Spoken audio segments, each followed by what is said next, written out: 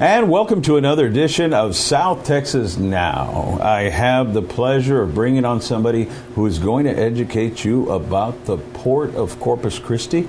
Many of you all don't know about it, but how vital it is for trade, for the economy, and for helping people out. And we're going to talk with a very distinguished guest. And I want to introduce him right now. Hi, how are you, Mr. Strawbridge? I'm great. Thanks for having me, Joe. Could you introduce yourself and your education, training background, and let everybody know where you're from? My degree's in accounting. I went to Arizona State University. I've been in the transportation industry for over 30 years. I've been in the both land side and marine side of the maritime industry for most of my career.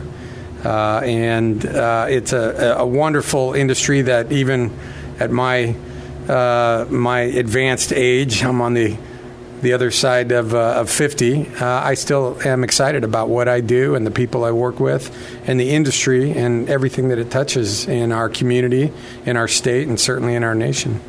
Well, you could have fooled me on the advanced stage of 50. I'm right there with you. But I'm excited to have you on as an educational tool. This is a public service program, as you know, and many people don't know how the port works or the purpose and, in fact, how we reflect in D.C., how significant we are there and around the world. Can you tell us a little bit about that? Sure, Joe. Well, as I like to say, if you lift the hood of any economy, what you'll see underneath are seaports. Seaports are where the conveyance of goods and trade move. That's usually where ownership between buyers and sellers also change hands. And ports really are the lifeblood, the main artery of any economy for any sovereignty anywhere on the planet. They're job-creating economic development agencies, port authorities are. And there are really different models for port authorities. There are landlord port authorities. Those are port authorities that own land and develop land and lease land to private industry. And then there are operating ports, like the Port of Houston, for example, where not only do they own the land, but they operate the container terminals that they have developed on those lands. We at the Port of Corpus Christi are a landlord port authority, and we're the stewards of about 33,000 acres of both upland and submerged land. We're a 100-year-old institution. We were formed in 1922. The port actually opened for business in 1926. It took 4 years from establishment for the dredging of the channel from what's now Port Aransas to the inner harbor there where the harbor bridge is. That was the original port where the Ortiz Center is. And it's clearly evolved significantly over the century that we've been in operation. So just within the last 6 or 7 years, we've seen tremendous growth, particularly in the energy space, which has propelled us now to be the largest port authority by revenue tonnage in the country and the third largest port in terms of waterway tonnage in the United States. So we're right up there with Houston, and the second one is? The second is a 65-mile stretch of the Mississippi River in South Louisiana. They'll do a little over 200 million tons of cargo. We did 187 million tons in 2022, and we're on pace to, we think, eclipse 200 million tons of cargo. That's up from 75 million tons when I arrived in 2015. So over that period of time, we've seen some meteoric growth that's really been great for this community. It allows us to give back to the community in terms of more investment in infrastructure, more investment in environmental programs, more investment in social and educational programs. And so I always say a fiscally healthy port is really good for any community that it operates in, and we're no different. Well, we're lucky to have you. And you're watching information about the Port of Corpus Christi. Our message is reaching as far as Falfurrias to Benavides, Texas, all the way to Rockport. So thank you for being with us. And let's continue on with that tack. We know that the port from what you've told us, is very significant. But let's delve into the social and the educational, everything that, as a steward of the community. What has the port done to help the poor Hispanics or those that are socioeconomically disadvantaged that want to go to college, for instance? Well, first of all, let's talk about the largest negative social determinant of health in any society, and certainly in the United States, and that's poverty.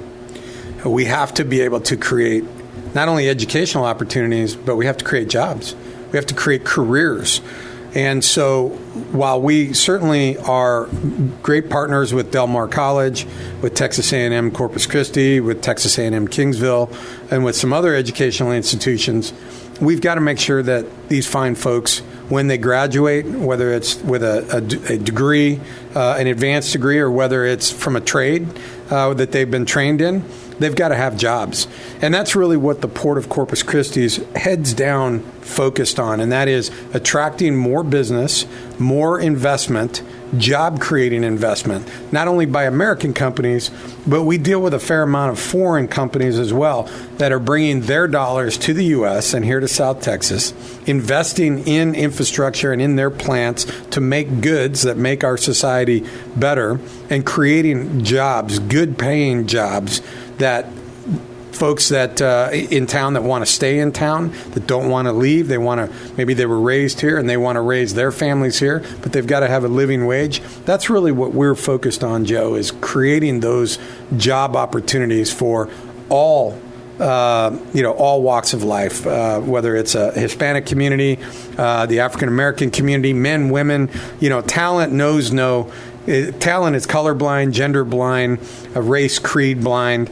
It's really about creating those opportunities and really boosting the talent for all constituents who have a desire to work and to live in this great community. Well said.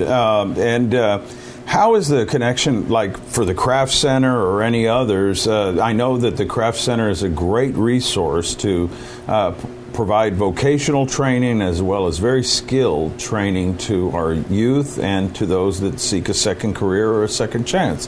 How are you all linked with the Craft Center and with community leaders? So we certainly have relationships with Craft Training Center, whether that's us supporting and sponsoring different programs.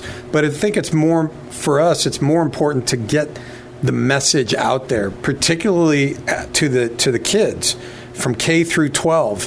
When we talk about the opportunities that exist here, we need to start early. We want these kids to understand that there are real opportunities for them and the value of the education that they're pursuing, whether that's K through 12 or whether that's beyond or whether that's going into different types of trade craft, that there are very real opportunities. So one of the things that we did at the Port of Corpus Christi is we now have what we call the Portable Lab. And it's a 20-foot container that's been converted into a portable lab. And it's focused on the port industries, it's focused on the energy industry, and depending upon which level of education, whether it's an elementary school or a middle school or a high school, we have been able to craft different types of exercises for the kids to be able to learn team building, to be able to learn the importance of education. There is a heavy focus on STEM, science, technology, math, engineering. These are all areas that we need to really promote for our younger demographic, our younger kids. And it's going around to all the schools right now. It gives the teachers a break as well, so they can perhaps grade some papers or just take a break, because teachers are the unsung heroes in society, underpaid, underappreciated, and yet we entrust our children with them every day. So we really look to engage with the different schools on how we can help them and help those children understand, and hopefully they'll go home and they'll tell their parents about this, and that will really generate some interest by their parents as well. Thank you for that, and I want to thank the teachers out there, and also my father, who taught for 3 decades in the school system, and it is very true. One of the other things that I wanted to talk about is kind of walk us through the port and the safeguards in place, because we know there are very tough issues that after 9/11 particularly the bad guys out there who are trying to smuggle goods, whether they be human trafficking, drugs. We don't want anything, and we got a couple of minutes left, but I think it's a very important question for our viewers. What safeguards are in place to prevent drugs and human trafficking, to name a few, and smuggling, so that we, and without giving away the Coca-Cola formula, what can you tell me? Well, what I certainly can tell you is this port is as safe as it's ever been. Certainly in a post 9/11 era, we are in a different operating environment. There was some legislation that was passed in 2003 that now regulates from a security standpoint all seaports in the nation that are on federal waterways. We have our own police department. We have over 40 sworn men and women with felony arrest powers throughout the state. We work very closely with our regional, state, and federal law enforcement partners like the United States Coast Guard, United States Customs and Border Protection, certainly the Federal Bureau of Investigation, the FBI has investigative authority. So we work very closely with all of our federal, state, and local law enforcement agencies. We also have a tremendous amount of technology that we employ. There are hundreds of cameras that are watching this gateway every single minute of every day, with people in dispatch centers watching what's going on in this port every minute of every day, 365 days a year. So I just want your viewers to rest assured this is one of the safest ports in the world. Well, and you're watching a very important interview about the Port of Corpus Christi. We're going to take a break for our sponsors and maybe treat you to a walkthrough of the port when we come back. And I also want everybody to remember that we are very lucky to have the port here in Corpus Christi. And when we come back after the break, we're going to delve into how beneficial the port is and the plans that are going to be moving forward in the next 1 to 5 years, so we can really see something meaningful when we come back.